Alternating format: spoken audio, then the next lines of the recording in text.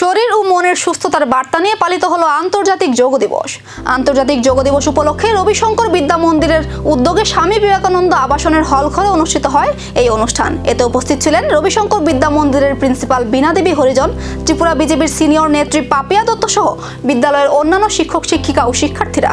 অনুষ্ঠানে যোগ ব্যায়ামের গুরুত্ব নিয়ে আলোচনা করা হয়।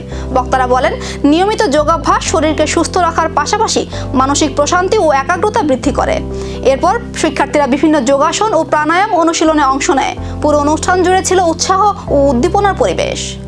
ইন্টারন্যাশনাল যোগা ডে, তো আপনারা সবাই জানেন যে আমাদের school under art of living, and art of living is always giving message for the piece of mind and healthy body.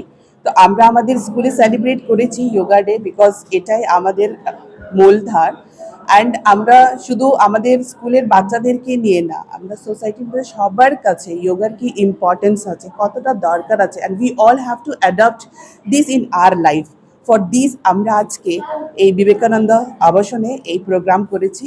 International yoga day we are celebrating so that every child, every person understand the importance of yoga, and because yoga brings harmony in our life, আর যখন লাইফে harmony থাকে that we can create a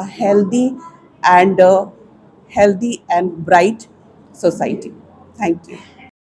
সুস্থ শরীর সুস্থ মন, এই বার্তাকে সামনে রেখে সফলভাবে সম্পন্ন হলো যোগ দিবসের এই বিশেষ আয়োজন।